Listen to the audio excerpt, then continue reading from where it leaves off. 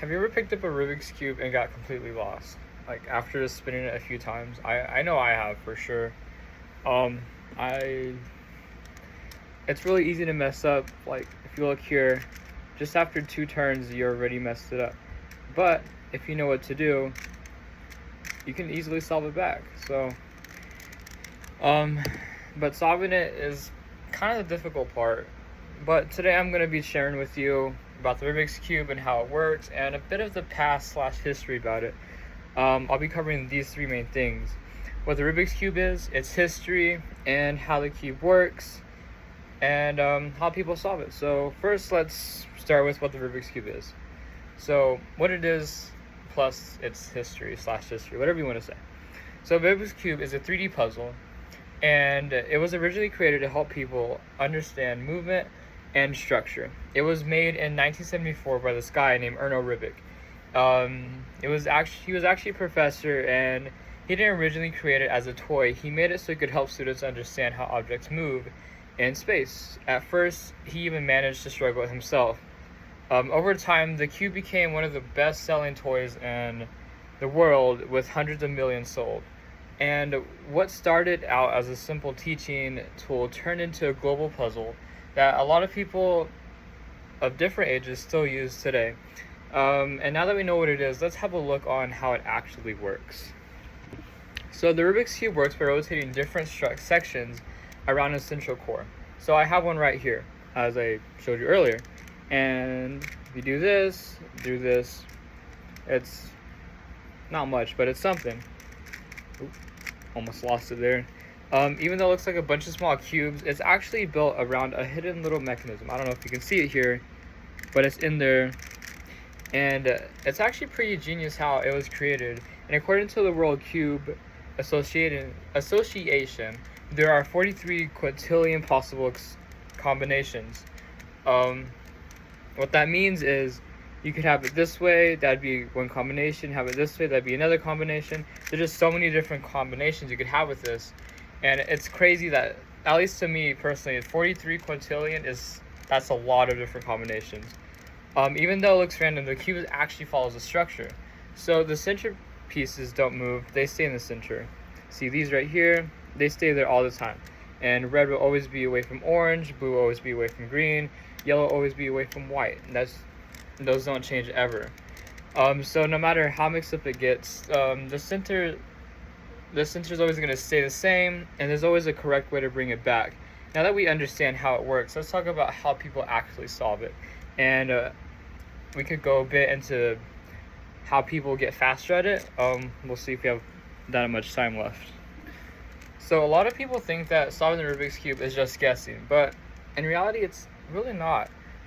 People solve it by using the step of methods called algorithms. Now what algorithms do is it's the set of commands that allow you to solve something. A lot of computers use it. It's mainly used in math, but our boy Rubik's also use it here too. So if I were to do this, that'd be an algorithm.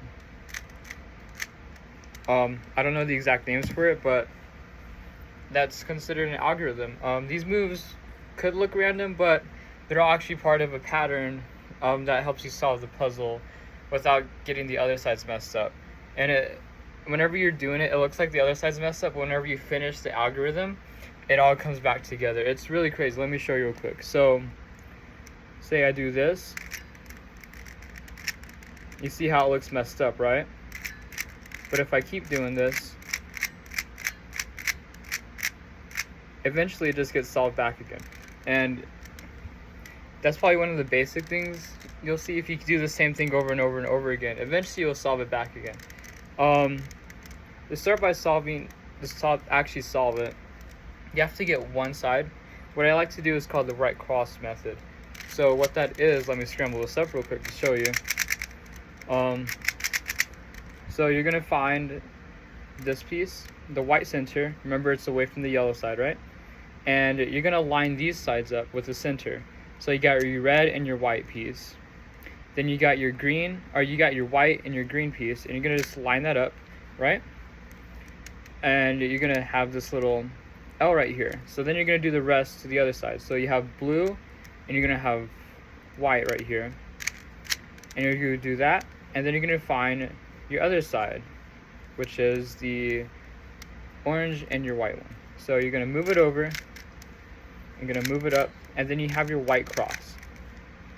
And that's how I started. And then from there, you're just going to go and do the corners. So, for example, we got the orange and the green corner. We got that. Kind of looks like a little fish. If you see the little fish, then you're doing it correctly. Then you're going to go to the other corners and do that. Let's see here. So basically, we got that side covered, right? Whenever you're solving the Rubik's Cube, you want to solve it layer by layer. And the current world records, they get a bit faster, and it's because they practice a lot, solving by layer. Just to go back on that. So whenever I mean solve by layer, like, what do you mean? That's a little confusing. Every time I do it, I just mess everything up, and it's just one big old whole mess, right? But if you follow the algorithms, let's see here. So you see this red piece and this blue piece.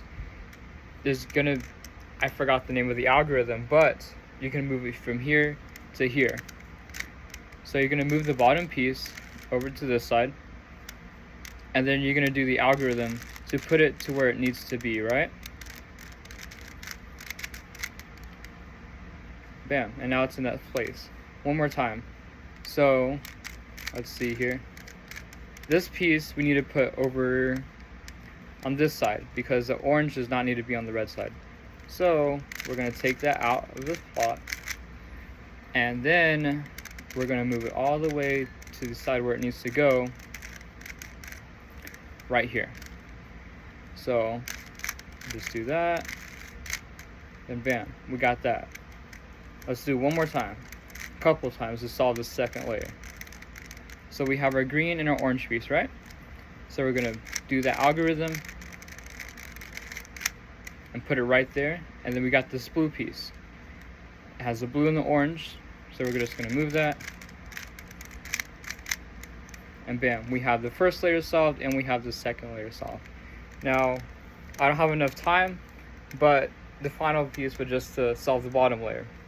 I mean, you could look up a tutorial how to do it. It took me 3 months in order to solve this by myself. But the faster you go, the better you'll get at it, and the more you do it, you get faster, you can impress your friends, your family with it. Me personally, I did it for the fun of it, but you have your own reasons, and as long as you stay focused and don't get frustrated easily, I mean, I think it'll be a pretty good puzzle to do, you know? So today I talked about the Rubik's Cube and its history, how it works, and how people solve it. The Rubik's Cube is more than just a toy. It's a puzzle that uses logic, memory, and strategy. And even though it looks confusing at first, there's actually a system behind every move. So next time you pick one of the Rubik's Cubes up, just think about the history of it, how people solve it, and don't get frustrated. I mean, it's pretty hard, but I know you're capable of great things. So thank you for listening.